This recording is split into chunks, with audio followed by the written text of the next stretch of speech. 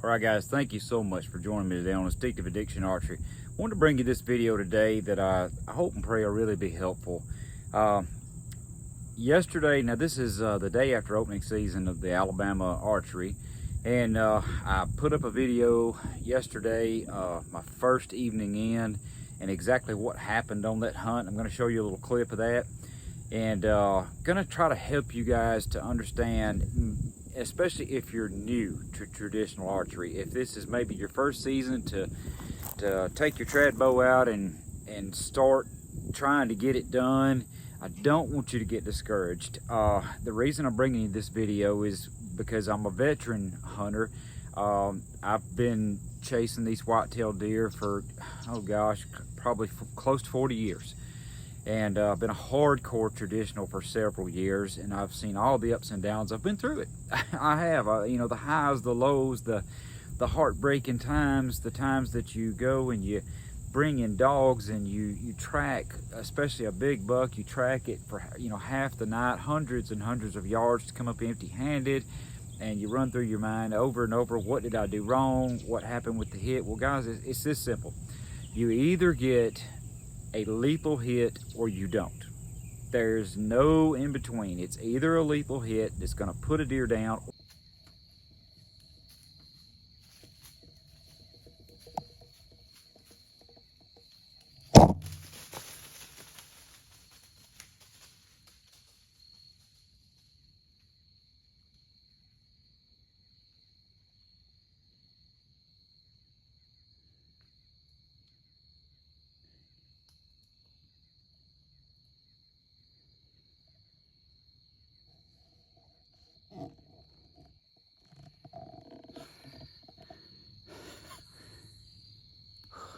Exactly what happened.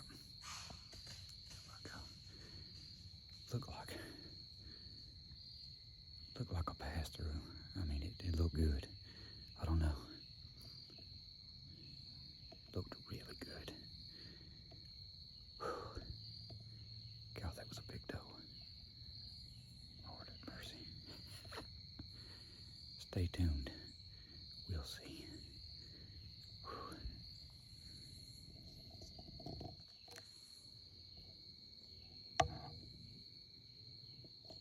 Not. Okay, with traditional gear, it's even more important. I got a phone call this morning as soon as I got out of church from a dear friend over in Georgia that shot an absolute monster. They tracked him last night. He hit him square in the scapula. Actually had the right arrow set up, right bow, right pounds, right everything, but he just did not get in far enough because he centered the scapula on a steep angle from what we could tell. Okay, prime example. Guys, if you do something like that, 99% of the time you're not gonna recover the deer, no matter what. It's heartbreaking, it really is. Okay, so like you're gonna see in this little clip, even guys that hunt for years and years, when a deer comes in, a live animal, especially when you just first start hunting for the season, like yesterday, very first hunt of the year. From experience, I should have waited, even though it was a doe, which I really wanted a doe, I really did, but I should have waited for a better shot than I got, which the shot I had was wide open. From my angle where I was looking, when this doe passed the tree, she actually stopped, and I had a decent shot, but I would have had a much better shot had I let them come on in and settle down and possibly get within that inside 10 yards. You know, I would have probably had a really gravy shot. But, you know, I was excited that a live deer had actually come in and gave me a shot, because I've been used to being out here all summer, shooting target after target after target, shooting for these kill zones. And when I got a kill zone with nothing between me and that but air, I took the shot, okay? Now, I hit that deer high in what I call the no zone. So that's why I put the video out called the no zone, because there is an area that is between the top of the lungs and the spine that we call the no zone. I shot right through it. The arrow zipped through it so fast, it was just like it never even hit it. Well, I had blood from end to end on the arrow, but it was thin blood, and my arrow was sticky. It was really sticky, and I only had decent blood for the first 5 yards probably. Then it was just a drop here, drop there, all the way out to about 100 yards to one pin drop I found. And obviously not a lethal hit. Okay, so the question is, why? Why did that happen? Even with a seasoned hunter that is mentally prepared all year for that opportunity, how do these things happen? Well, guys, I met with everybody that hunted yesterday. I've talked to several people, and even the guys that I hunted with, similar situations. We had one guy that actually trad hunting, shot completely over a deer standing at 8 yards. 8 yards this deer was standing. He was 20 foot in a tree. The deer standing at 8 yards, not nervous, not anything, and he shoots a foot over the deer. Okay, I've done it many times. How does that kind of thing happen? And I know the first thing that a lot of you guys are going to say that do shoot gap and do have aiming methods that won't happen if you're aiming. Well, that may be true.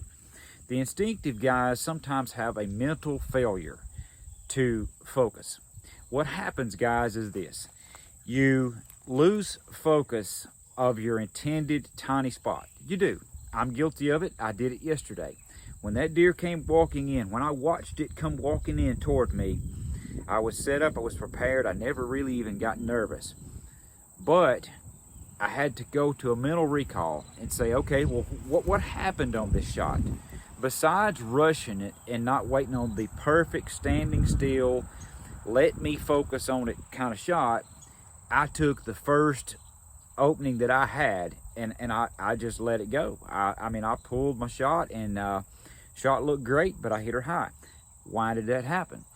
Well, it's because I had a mental breakdown in my little focus. I have tried to drill this in my mind all summer long that, you know what? When that time comes, I've got to pick a hair. I've got to look right behind that knuckle on the shoulder. I've got to focus right there, somewhere close to the heart area. That's where my mental zoning has to take place, okay?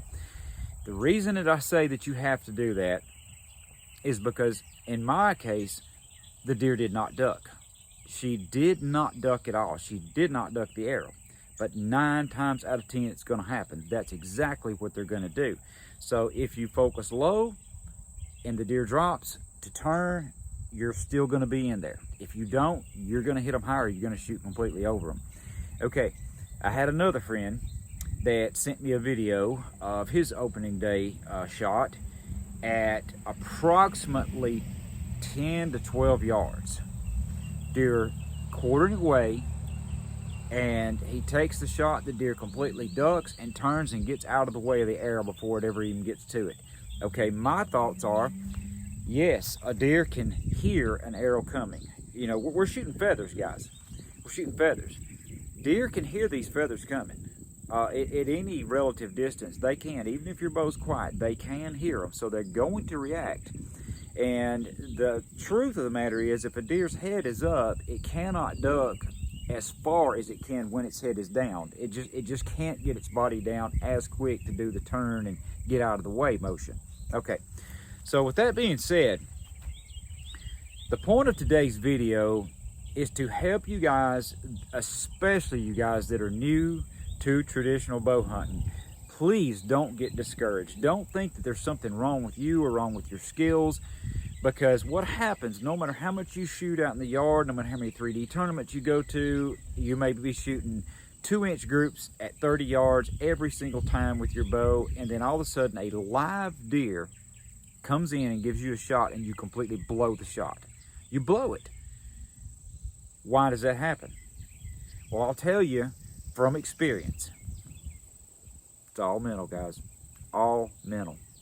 Because your body knows the mechanics. You know how to pull the shot off. There's nothing wrong with that part. It's the mental breakdown of not settling down, being patient, and waiting for that deer that has come in to give you the best high percentage shot that you can get. And the thoughts that most people have, especially if it's a buck, guys, trust me on this, if it's a buck that you want to mount, that you want to kill, first thing you're gonna do is start saying in your mind, Lord, please let me make the shot. Please let me have him. I don't want him to get away. You're so nervous about that deer not coming home with you that you sometimes rush the shot. You don't wait for the best position, the best angle. You don't wait for it. You rush the opportunity, if you will. And that's exactly what we do most of the time. Instead of just thinking, okay, you know what? If I don't get a perfect shot at this thing, I'm not going to fling an arrow at it. Guys that do that, that have that kind of mental control, are the guys that are successful, that bring their deer home. Okay? There's a huge difference between a stationary target in your yard that's not going to move, no matter how many times you shoot at it, than a skittish, alert, wild animal. A wild deer comes in, it's already on alert. You're trying to be as quiet as you can, move as slow as you can, be as stealthy without getting busted, and pull off that shot. And especially if you're trying to film it, that's even harder. That adds a whole nother level of difficulty to it. Okay, believe me, it is very difficult to try to film a shot at a deer. Yes, it is, by yourself. Now, with that being said, I believe the cure to every problem, from arrow placement, recovery, you name it, is just being patient. Being patient no matter what. And it is a very hard thing to do, guys. It's super, super hard to mentally pull that off. But you got to do it. You got to take control of your emotions. You know, it's like the guy that missed yesterday, that shot a foot over the back. He's like, I was so nervous. My legs were shaking. My nerves were a complete wreck. Okay, when you get in that situation, and thank God we do, because that's why we hunt. That's why we pick these things up and we go chase deer with them. That's why these things usually happen. You got to get control of those emotions. You got to get control of that and get your composure right. And you have to mentally hone in and focus on that opportunity, okay? Of all the deer that I have made really good shots on, 9 times out of 10, when the deer came in, the first thing that I did was try my best to settle down. Just try to settle down and start thinking about the arrow. Think about the arrow, okay? Not just drawing and shooting, because what happens is, guys, we shoot at a body. I'm guilty of it. Most everybody else is at some point or another. It's shooting at a body. In other words, you see that deer coming, you get in position, and when it gives you the shot, okay, you're just looking at that body, and you draw and you shoot at the body. But you cannot recall picking a spot on it. You cannot recall coming to anchor, settling in, honing in, and focusing and saying, this is where that arrow is going.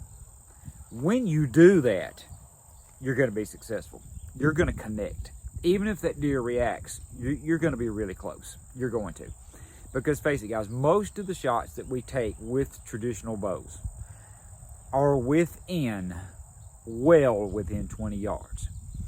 The one I shot at yesterday was 18 yards. I was 20 feet in the stand. What would typically be a chip shot.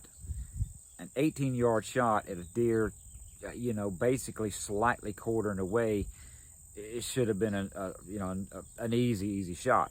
But as I look back through the video, I saw that I really could not tell if she actually was still in motion when I shot or not, because she was not completely still, hadn't just come in and settled in, okay? And I remember when I took the shot that I looked at that body and I looked behind the shoulder, and that's all I looked at. I didn't just focus on that lower part, okay? So even though she did not duck, had I focused around that heart area, the lower 1/3, had I really focused on it like I do on my targets out here, my arrow would have double lunged her, okay? No doubt, because I figure I missed the boiler by probably a 1/2 inch to an inch. That's probably what happened. But I'm just glad that she wasn't mortally wounded. That's all good. But anyway, guys, it's a hard lesson learned, and I'm glad it happened to me opening evening, so that when I go back and I get an opportunity to hunt again, and if a buck comes in, or another doe for that matter, but especially if one of the bigger bucks comes in and I get a shot at him, if I'm successful enough to set up in the right place and have one come in and offer me a shot, at least maybe this experience will get me to settle down and be more patient and wait on a better shot and execute that shot.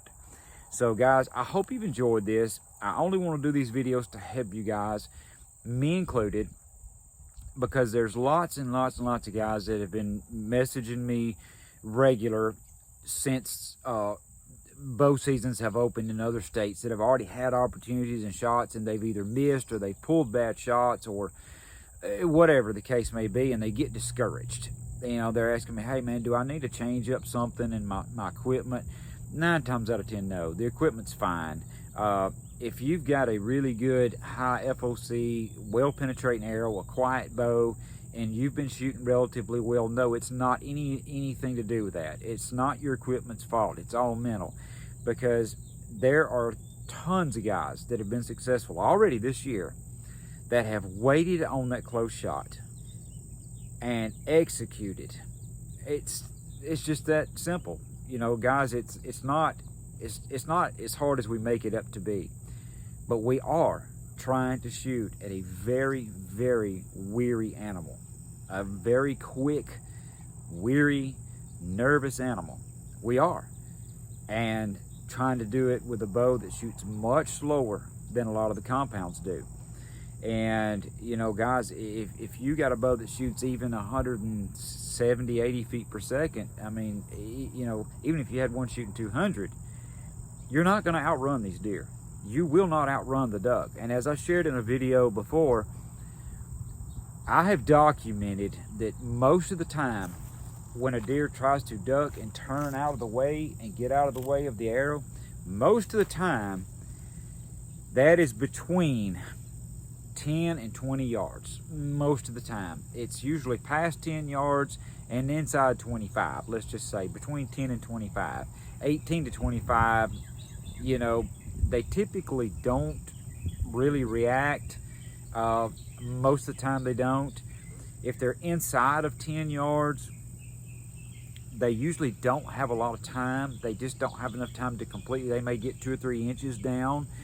But it's, you know, if you're focused on that lower half there, or lower third of the kill zone, most of the time you're going to be fine. You're going to be in there. But there is a distance to where a deer has plenty of time to react, and I have found that to hover between 15 and 20 to 25 yards. I've seen it so many times. You know, guys, there's no 2 deer going to do the same thing. They're not. Depends on the environment, depends on everything, you know, what's going on. But I honestly believe that they can hear these arrows. I honestly believe they can hear them coming, no matter what. It's just whether they have time to react or whether they don't.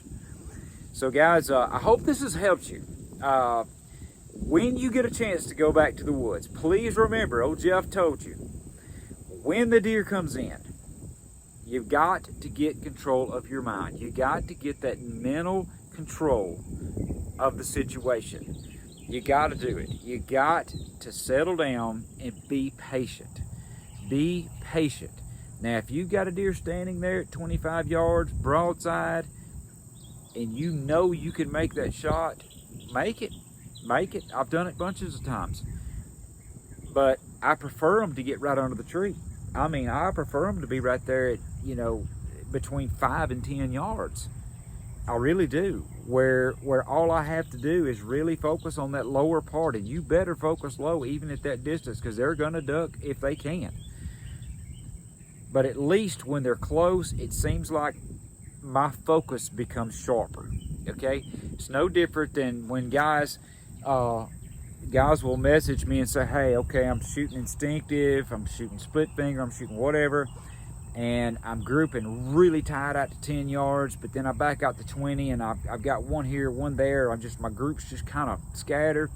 Well, the reason that happens, and what I share with that, is you lose your focus.